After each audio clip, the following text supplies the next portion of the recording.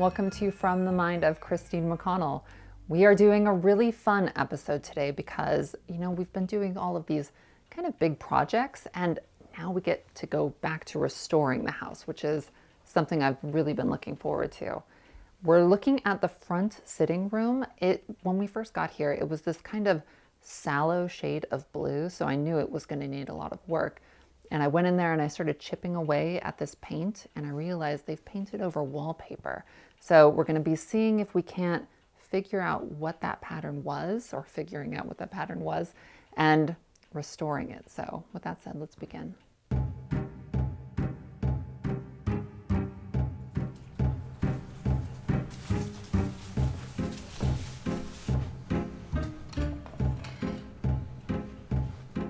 The house was run as a bed and breakfast in the 1980s, and so that's when this particular border was installed. So we're just going to remove that, get it out of the way, remove any screws, anything that's in the wall that's going to obstruct things. And then here you can kind of see, if you put the light in the right angle, that there's been a lot of patchwork here and there's missing sections of whatever paper is here.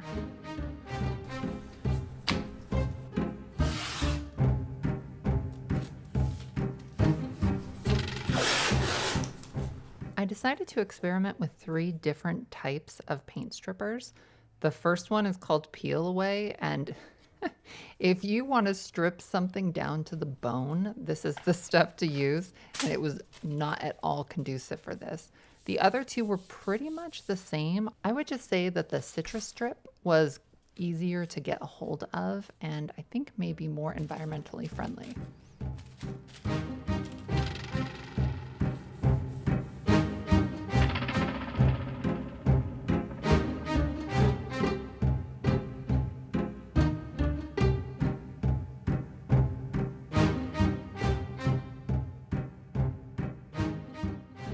Here's where I sort of realized that the citrus strip and the smart strip were essentially doing the same thing. And here, that Peel Away brand just went right down to the plaster pretty much. So it's not for this job at all. But if you've got some woodwork outside that you need to strip years of paint away from, it's a pretty good product.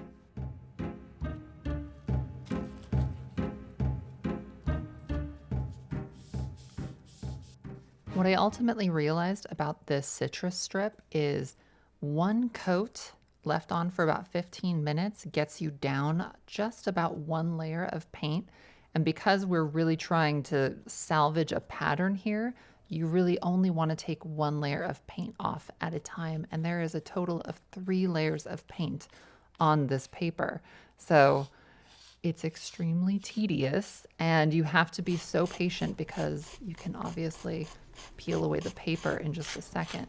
But if you go really slowly, I was actually able to start to reveal what was originally here.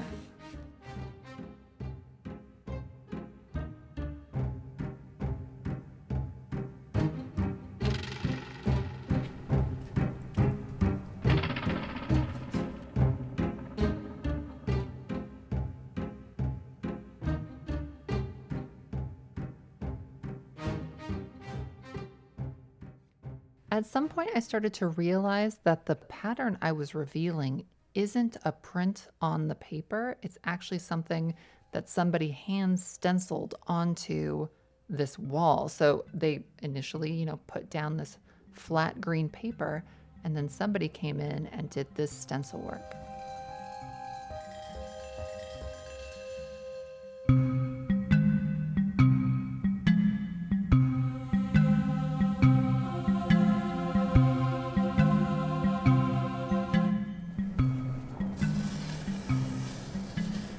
This process in total just took days to sort of do because I kept finding the pattern like at the halfway mark on the wall and below, and I kept checking places all over the top to find it, and it didn't seem to be stenciled anywhere above midway in the room.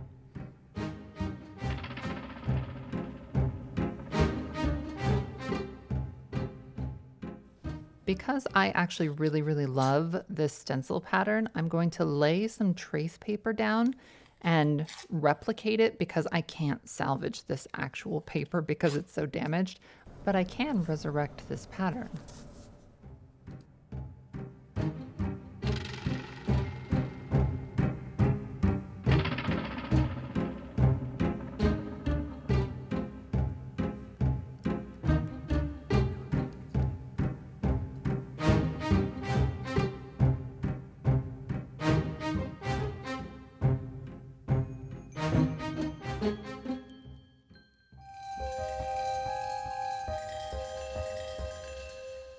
So this is not going as planned. I thought this was going to be wallpaper, and what it turns out to be is a stencil.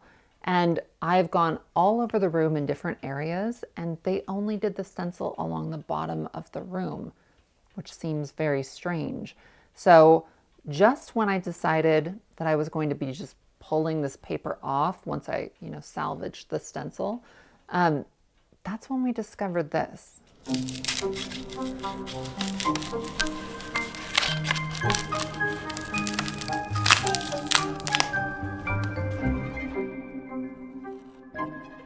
What I uncovered was that somebody had applied this beautiful floral paper print side down just in this corner of the room. And so what I'm going to try to do is remove as much of that as I possibly can, see if I can't puzzle it together, and from there, hopefully I'll be able to salvage the pattern.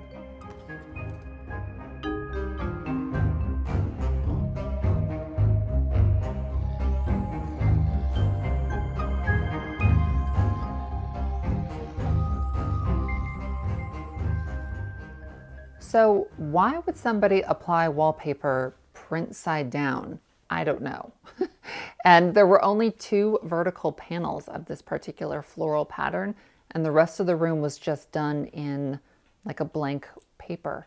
So luckily, on the edge of that floral paper, there was a maker's mark, and I Googled it, and it's this old-fashioned wallpaper manufacturer. And then I discovered a gentleman named Sullivan and his coworker Gwen Jones. They run a website called Bowling Co. And it kind of has a whole ton of information about this particular brand. So he was able to fill me in on a ton of really valuable information.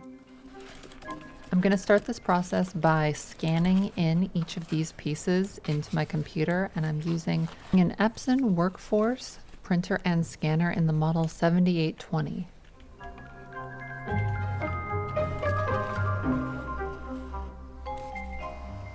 Because I'm, documenting something that I view as being historic, I'm scanning these in at 1200 DPI, which is monstrously large, but I want to kind of be able to zoom in almost on a microscopic level. Now that they've all been imported, I'm going to create a master working file, and from there I'll just begin outlining each piece, dragging them in there, and begin melding these layers together.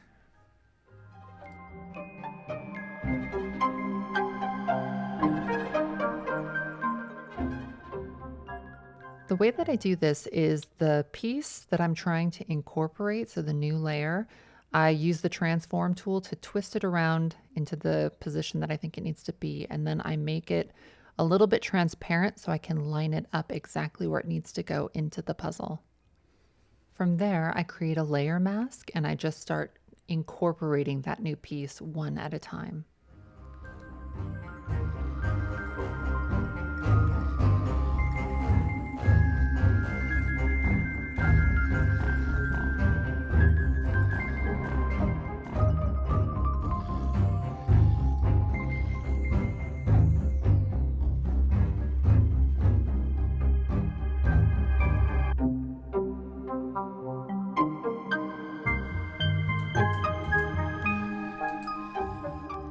Sullivan also was nice enough to put me in touch with Wayne Mason of Mason and Wolf, which is a company that provides period-specific Victorian wallpapers, which is amazing.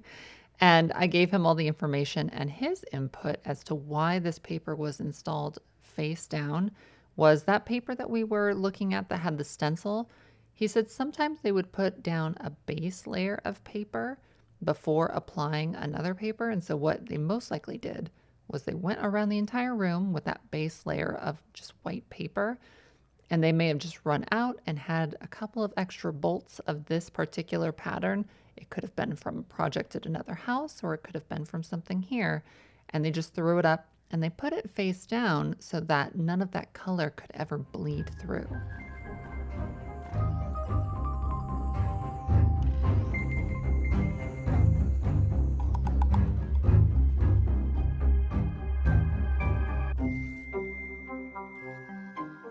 Once I had accomplished as much as I was going to be able to using this method, I had to actually go in and start using the clone tool and the heal tool to correct any of the little imperfections.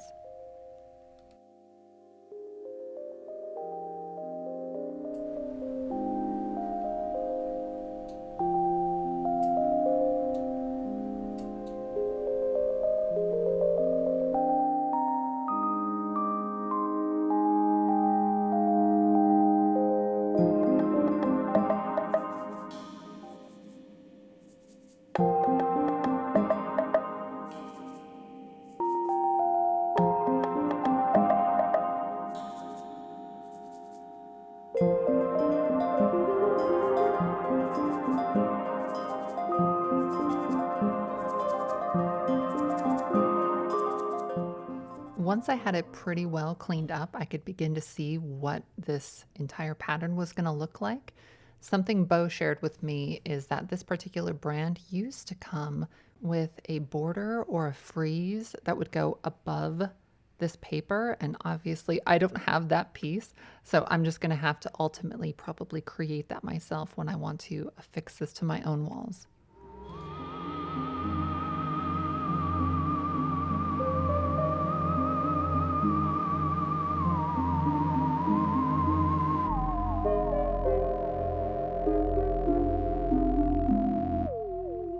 So now that we've got that saved, it can be reprinted. It's not lost forever now.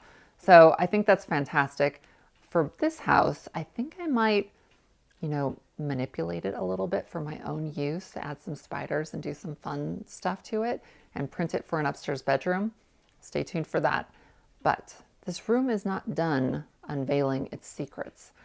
I have sort of found that in a number of the rooms, there is this picture molding that runs sort of below the cornice work, and it's not original. It was added, I would guess, somewhere in the late 1800s. And so if you take out any portion of it, you get a little sample of what was, I'm assuming, the original paper in that room. So I'm about to do that here. Don't worry, it's a little destructive, but I will be mending it when I'm done. So let's see what we find. What I'm using here is something called an oscillating multi-tool, and they are fantastic for cutting into things just like this.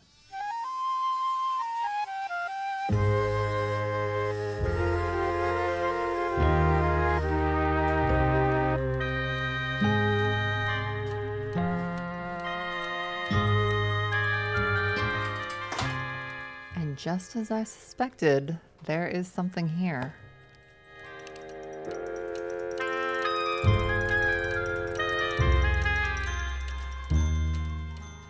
I needed to remove a little bit more of this trim to get a sense of how this repeat happens.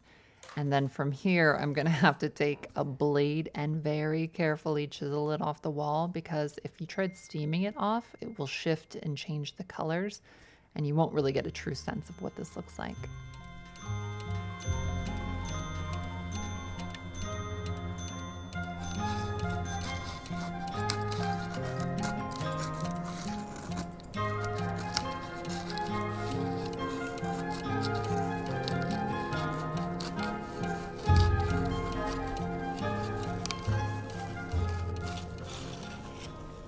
Once I had removed as much as I could get, I scanned everything in, and now I'm going to attempt to recreate this pattern. I'm actually missing a lot of it, so it's going to be a challenge to see if I can't turn this into something.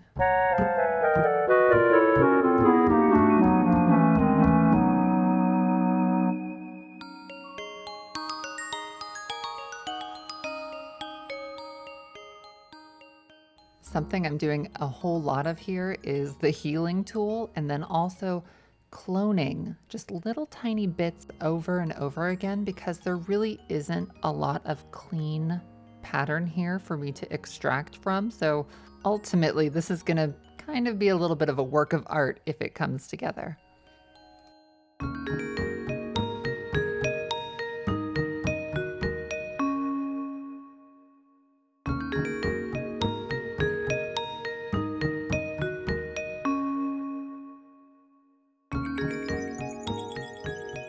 Okay, so I'm looking at this pattern and I sent it to Bo Sullivan and he informed me that it's something called Greek key, or even sometimes referred to as Chinese fretwork. It's a pattern that's just, been around for centuries, literally. And to me, it looks a lot like a swastika. So I don't personally want to have that reprinted and put in the house, even though it has nothing to do with that at all. It's, like I said, this was installed in the 1800s, well before any of that evil came about. So, but that doesn't mean that when I see that, anything that even resembles that symbol, it just hits the wrong note for me. So I'm going to see if I can't completely restore this and then just preserve it for people in the future that maybe it may mean something different later on. It's not worth throwing away, I don't think. But I don't think I'm going to be recreating this thing and printing it. But I might manipulate it. We'll see. Who knows? But let's just see if we can't restore it as much as possible. A wonderful bit of knowledge that Bo shared with me was that picture molding that I removed, he said, was most likely originally about 18 inches lower down on the wall. And he asked me to look and see if I could find any nail holes. And sure enough, about, I think it was 20 inches down, there was a row of patched nail holes along the wall. So what the paper I'm working on right now is a frieze, which is kind of like a very tall border that went around the top of the room.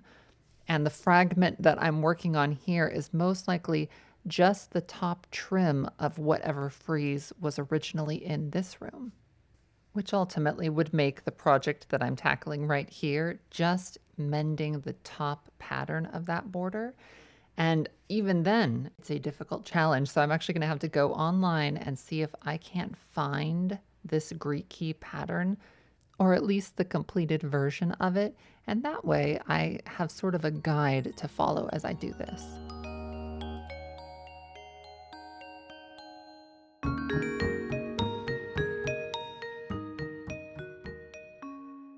I got really lucky and I found pretty much the exact same little pattern.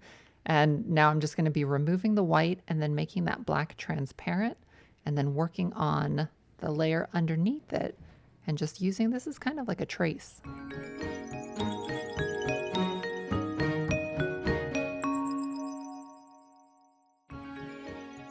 I found that the longer I worked on recreating this pattern, the less I started to sort of associate it with something, really awful and terrible. And I kind of went down a rabbit hole of looking at Greek key patterns and researching the history about it. And you can begin to see why it was so popular. This particular house was actually, they used a lot of Greek influences, even on the fireplaces. There's Greek key. And it's really interesting when you realize that people from the 1800s were romanticizing the past just like we do today.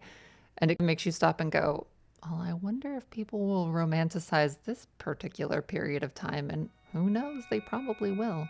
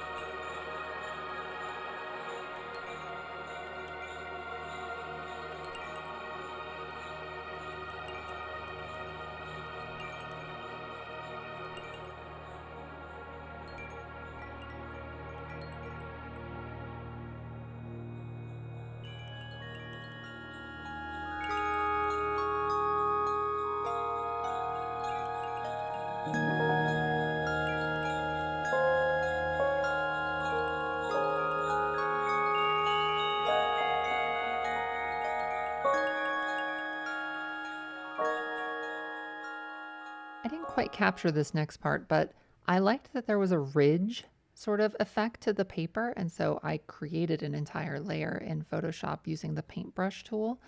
And now I'm just applying that over the whole thing until it looks kind of as fresh as the day it was put on.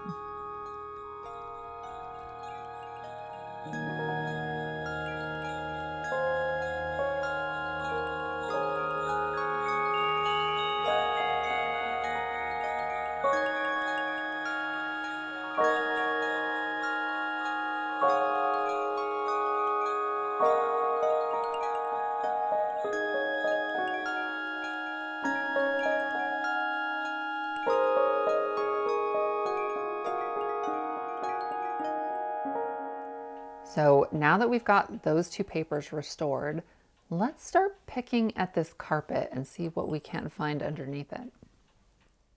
I can very clearly remember the very first time I looked at pictures of this house and, had decided to purchase it, that I saw this blue carpet and I knew even then that it was going to be one of the very first things to go.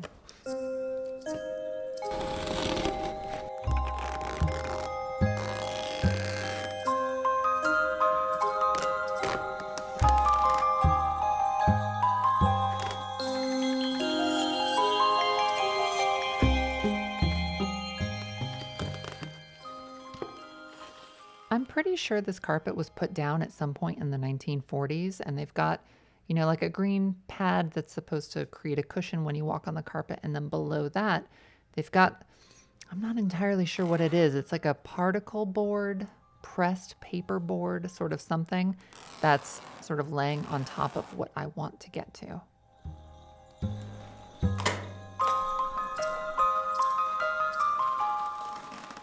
Now, I have no idea what this dust is made of, so it's time to switch from a dust mask to a respirator.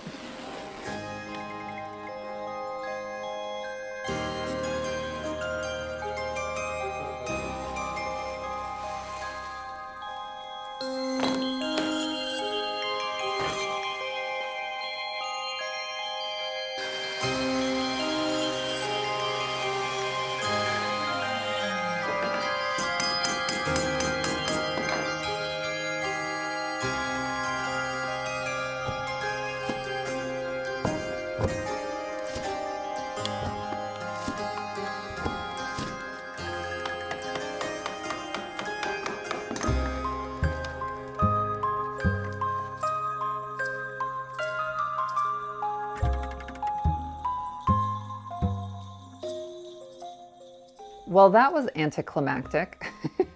It's just subflooring. It's nothing. So now that I've figured that out, I have actually already reached out to a number of companies that do inlaid floor, like wood floors. And I might do something using a little bit of that stenciling that we discovered and implementing that a little bit maybe in the pattern of the wood that we're going to do. So that'll be a few episodes down the road. So look forward to that. And now let's pick a little bit at that molding, that picture molding we removed, because I think there's a little more detail hidden underneath all of this paint.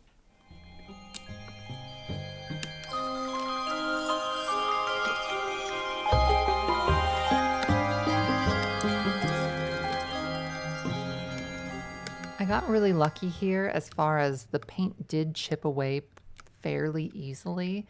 And underneath, there was a whole lot more detail. So my plan for this is to chip away as much as I possibly can, get a really clean section. And then from there, I'm actually going to create a mold using this and then recast it. And then when it goes back up on the wall, I want it to look complete just as it did when the house was built.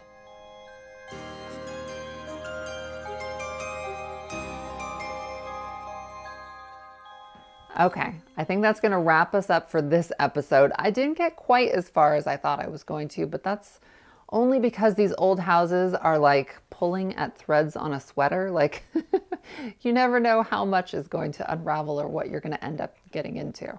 So next month, we're going to be designing what is going to go in this room. It's going to be painting and showing you how to create repeat patterns. And then we're going to send that off to a printer. And then hopefully in March, we'll be sort of pulling this room back together a little bit. So stay tuned for all of that, and I will see you again very soon.